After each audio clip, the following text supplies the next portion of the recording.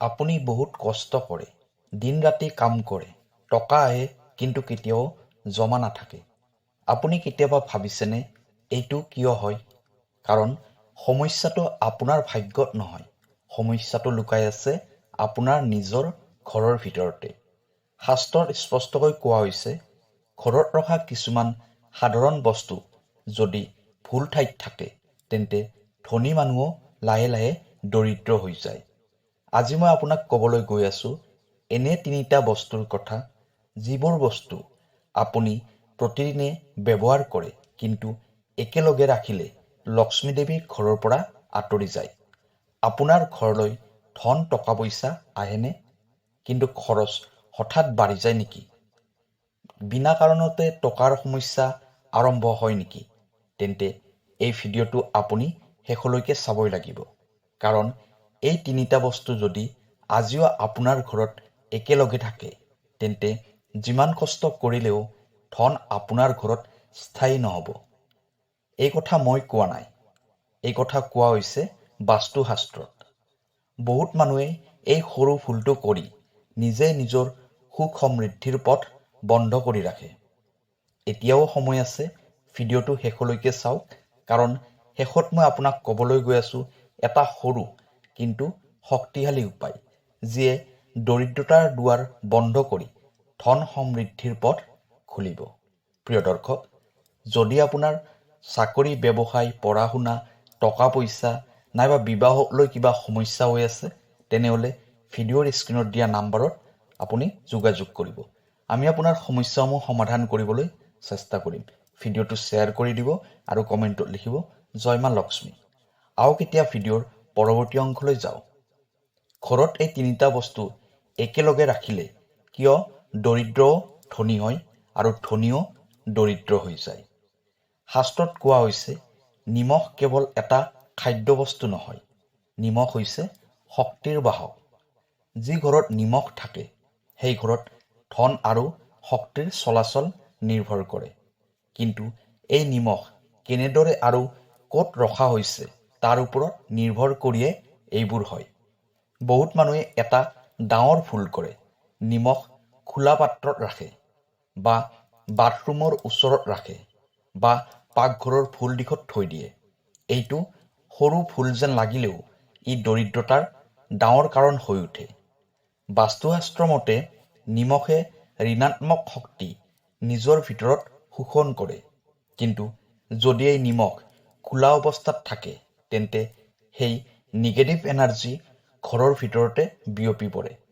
ইয়াৰ ফলত কি হয় জানেনে? ঘৰত টকা আহে কিন্তু জমা নাথাকে। খৰচ হঠাৎ বাঢ়ি যায়। ঘৰৰ মানুহৰ মাজত অশান্তি বৃদ্ধি পায়। কাম কৰিও সফলতা নাহে। আৰু সকলোতকৈ গুৰুত্বপূৰ্ণ কথা, যদি নিমখ বাথৰুম বা শয়নকক্ষত থাকে, তেন্তে লক্ষ্মী দেৱী সেই ঘৰৰ পৰা আঁতৰি যায়। তেন্তে সঠিক উপায় কি? নিমখ সদায় ঢাকনি থকা পাত্ৰত ৰাখিব। পাকঘৰৰ উত্তৰ বা পূব দিশত ৰাখিলে শুভ। পূজাঘৰৰ ওচৰত নিমখ নাৰাখিব। বাথৰুমৰ কাষত কেতিয়াও নিমখ নাৰাখিব। মনত ৰাখিব, নিমখ সঠিক ঠাইত থাকিলে ই দৰিদ্ৰতাৰ শক্তি শোষণ কৰে আৰু ভুল ঠাইত থাকিলে ই ধনৰ পথ বন্ধ কৰি দিয়ে। এইটো আছিল প্ৰথম বস্তু। এতিয়া আহোঁ দ্বিতীয় বস্তুটোলৈ, যিটো বস্তু প্ৰায় সকলো ঘৰত থাকে, কিন্তু এইটো ঘৰত থাকিলে ধন থকাৰ গতি লাহে লাহে বন্ধ হৈ যায়। এতিয়া মই যি বস্তুটোৰ কথা ক'বলৈ গৈ আছোঁ, এইটো প্ৰায় সকলো ঘৰত লুকাই থাকে। ড্ৰয়াৰৰ ভিতৰত, আলমাৰীৰ কোণত বা পূজাঘৰৰ তলত। সেইটো হৈছে ভাঙি যোৱা বা পুৰণি কইনছ, চিঙা ফটা নোট বা বহুদিন ব্যৱহাৰ নোহোৱা ধন। বহুত মানুহে ভাবে এইটো ৰাখি দিওঁ, কেতিয়াবা কামত আহিব। কিন্তু বাস্তুশাস্ত্ৰত স্পষ্টকৈ কোৱা হৈছে, যি ধন চলাচল নকৰে, সেই ধনে ঘৰত দৰিদ্ৰতাৰ শক্তি জন্ম দিয়ে। ভাঙি যোৱা কইনছ বা পুৰণি কইনছ মানে কি? ই হৈছে থমকি থকা ধনৰ প্ৰতীক। ই ধনৰ পথ ৰুদ্ধ কৰে। ইয়াৰ ফলত কি হয় জানেনে? ধন আহে কিন্তু জমা নহয়। উপাৰ্জনৰ পথ বন্ধ যেন লাগে। ঋণ, বেয়া খৰচ আৰু অপ্ৰত্যাশিত সমস্যা বাঢ়ে। পূজা কৰিলেও ফল পোৱা নাযায়। আৰু যদি এই পুৰণি কইন্স বা নোট পূজা ঘৰত থাকে তেন্তে এইটো আটাইতকৈ ডাঙৰ দোষ। কাৰণ পূজা ঘৰ হৈছে লক্ষ্মী দেৱীৰ শক্তিৰ স্থান আৰু অপ্ৰয়োজনীয় ধন লক্ষ্মী দেৱীৰ অপমান বুলি ধৰা হয়। তেন্তে সঠিক উপায় কি? পুৰণি বা ফটা কইন্স বা নোট আজিয়েই ঘৰৰ পৰা আঁতৰাই দিব। দান কৰক বা ঘৰৰ পৰা বাহিৰলৈ উলিয়াই দিয়ক। পূজা ঘৰত সদায় নতুন আৰু পৰিষ্কাৰ বস্তু ৰাখিব। আলমাৰী বা তিজোৰিত অপ্ৰয়োজনীয় ধন জমা নাৰাখিব। মনত ৰাখিব, ধন চলাচল কৰিলে ধন বাঢ়ে, ধন থমকি ৰাখিলে দৰিদ্ৰতা জন্ম লয়। এইটো আছিল দ্বিতীয় বস্তু।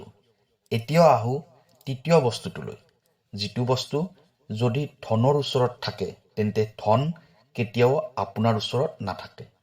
এতিয়া যি বস্তুটোৰ কথা ক'বলৈ গৈ আছো, এইটো প্ৰায় প্ৰতিটো ঘৰত থাকে। এই বস্তুটো নহ'লে আমি বাহিৰলৈ ওলাই যাবই নোৱাৰোঁ।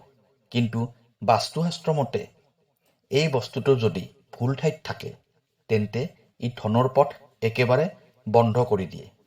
সেই বস্তুটো হৈছে জোতা আৰু চেণ্ডেল। জোতা মানে কি? জোতা হৈছে মাটি, ধূলি আৰু নিগেটিভ শক্তিৰ প্ৰতীক। ই নিগেটিভ এনাৰ্জি নিজৰ সৈতে লৈ ফুৰে। যদি জোতা বা চেণ্ডেল ধনৰ লগত জড়িত বস্তুৰ ওচৰত থাকে, যেনে আলমাৰী, তিজোৰি, পাকঘৰ বা পূজাঘৰ, তেন্তে তাৰ প্ৰভাৱ অতি ভয়ংকৰ হয়। ইয়াৰ ফলত কি হয় জানেনে? ধন আহে কিন্তু ঘৰত থাকিব নোৱাৰে। অহেতুক খৰচ বাঢ়ে, পৰিশ্ৰমৰ ফল নাপায়, ঘৰত অশান্তি আৰু টেনচন বৃদ্ধি পায়। বিশেষকৈ মনত ৰাখিব, যদি পূজা ঘৰৰ তলত বা ওচৰত জোতা থাকে তেন্তে লক্ষ্মী দেৱীৰ শক্তি তাত স্থায়ী নহয়। এইটো বহুত মানুহে নাজানে আৰু এই ভুলটো বছৰৰ পাছত বছৰ ধৰি কৰি থাকে। তেন্তে সঠিক নিয়ম কি? জোতা সদায় ঘৰৰ বাহিৰত বা বেলেগকৈ ৰেকত ৰাখিব। পূজা ঘৰ আৰু পাকঘৰৰ পৰা জোতা সদায় দূৰত ৰাখিব। জোতা পলিচ কৰা ঠাই ঘৰৰ বাহিৰত হোৱাই ভাল। তিজোৰি বা আলমাৰীৰ তলত কেতিয়াও জোতা চেণ্ডেল নাৰাখিব। মনত ৰাখিব, যি ঘৰত জোতা চেণ্ডেল সঠিক ঠাইত থাকে সেই ঘৰত ধনৰ গতি স্বাভাৱিক থাকে, আৰু যি ঘৰত জোতা চেণ্ডেল ভুল ঠাইত থাকে সেই ঘৰত দৰিদ্ৰতা লাহে লাহে প্ৰৱেশ কৰে। এতিয়া আপুনি বুজি পাইছে, নিমখ, পুৰণি কইন্স আৰু জোতা এই তিনিটা বস্তু একেলগে থাকিলে কিয় ধনী মানুহো দৰিদ্ৰ হৈ যায়। এতিয়া আপোনাক মই ক'বলৈ গৈ আছো, এই তিনিটা বস্তু কেনেকৈ ৰাখিলে ধন সমৃদ্ধিৰ পথ খোলে, তথা গৰীব মানুহো দৰিদ্ৰ মানুহো কেনেকৈ ধনী হৈ যায়। এতিয়া সকলো সমস্যাৰ সমাধানটো কেনেকৈ হয় চাই লওঁ। আপোনাৰ ঘৰত নিমখ, পুৰণি কইন্স আৰু জোতা সঠিক ঠাইত ৰাখিলে দৰিদ্ৰতাৰ শক্তি দূৰ হৈ ধন সমৃদ্ধি বৃদ্ধি হয়। প্ৰথমটো নিয়ম, নিমখ সদায় ঢাকনি থকা পাত্ৰত ৰাখিব। পাকঘৰৰ উত্তৰ বা পূব দিশত ৰখাটো শুভ। বাথৰুম বা শয়নকক্ষত নাৰাখিব। এই নিয়ম মানিলে নিমখ নিগেটিভ এনাৰ্জি শোষণ কৰিব আৰু ধন সমৃদ্ধি বৃদ্ধি হ'ব। দ্বিতীয়টো নিয়ম, পুৰণি কইন্স বা নোট। পুৰণি নোট বা পুৰণি কইন্স, ভাঙি যোৱা বা ব্যৱহাৰ নোহোৱা কইন্স, নোট ঘৰৰ পৰা আঁতৰাই দিব বা সেইখিনি আপুনি দান কৰিব। পূজা ঘৰত সদায় নতুন আৰু পৰিষ্কাৰ ধন ৰাখিব। এইটো কৰিলে ধনৰ চলাচল স্বাভাৱিক হয় আৰু ধন ঘৰত জমা থাকে। তৃতীয়টো নিয়ম, জোতা আৰু চেণ্ডেল। জোতা সদায় ঘৰৰ বাহিৰত বা বেলেগ ৰেকত ৰাখিব। পূজা ঘৰ আৰু পাকঘৰৰ ওচৰত জোতা চেণ্ডেল একেবাৰে নাৰাখিব। চেণ্ডেল পৰিষ্কাৰ আৰু বেলেগ ঠাইত থাকিব লাগে। এই নিয়ম মানিলে নিগেটিভ এনাৰ্জি ঘৰত প্ৰৱেশ নকৰে আৰু মা লক্ষ্মী ঘৰত স্থায়ী বাস হয়। মনত ৰাখিব, এই তিনিটা বস্তুৰ সঠিক ব্যৱস্থা কেৱল সৰু পৰিৱৰ্তন, কিন্তু ইয়াৰ প্ৰভাৱ দৰ্শনীয়। আপোনাৰ ঘৰত শান্তি, সুখ আৰু ধন সমৃদ্ধি স্থায়ীভাৱে আহে। এতিয়া আপুনি বুজি পাইছে, নিমখ, পুৰণি কইন্স আৰু জোতা এই তিনিটা বস্তু সঠিক ব্যৱস্থা ৰাখিলে ঘৰলৈ ধন আহে, দৰিদ্ৰতা আঁতৰি যায়, মা লক্ষ্মী সদায় আপোনাৰ সৈতে থাকে। এতিয়া আপুনি বুজি পাইছে, নিমখ, পুৰণি কইন্স আৰু জোতা এই তিনিটা বস্তু যদি সঠিক ঠাইত থাকে তেন্তে আপোনাৰ ঘৰত ধন সমৃদ্ধি স্থায়ী হয়। লক্ষ্মী দেৱী ঘৰত থাকিব, অশান্তি দূৰ হৈ পৰিব, সুখ আৰু শান্তি ঘৰৰ মাজত প্ৰবাহিত হ'ব। অন্যপিনে এই তিনিটা বস্তু ভুল ঠাইত থাকিলে আপুনি বহুত ধন টকা পইচা উপাৰ্জন কৰিলেও টকা পইচা ঘৰত জমা নাথাকে, খৰচ বাঢ়ে, ঋণ আহে, সুখৰ পথ বন্ধ হৈ পৰে।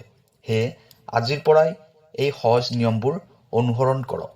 নিমখ সদায় ঢাকনি থকা পাত্ৰত উত্তৰ বা পূব দিশত পাকঘৰত ৰাখিব। পুৰণি কইনছ, নোট ঘৰৰ পৰা আঁতৰাই দিব আৰু সেইটো দান কৰি দিব। জোতা চেণ্ডেল সদায় বেলেগ ঠাইত ৰাখিব।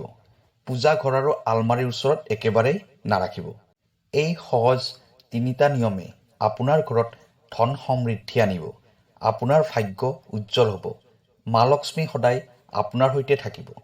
যদি আপুনি এই ভিডিঅ'টো উপকাৰী বুলি ভাবিছে তেন্তে লাইক, শ্বেয়াৰ আৰু ছাবস্ক্ৰাইব কৰিব নাপাহৰিব, কাৰণ এনেকুৱা গুৰুত্বপূৰ্ণ জাননী সকলোৱে জানিব লাগে। আপোনাৰ ঘৰত ধন সম্পত্তি বাঢ়ক, সুখ আৰু শান্তি স্থায়ীভাৱে থাকক। ধন্যবাদ।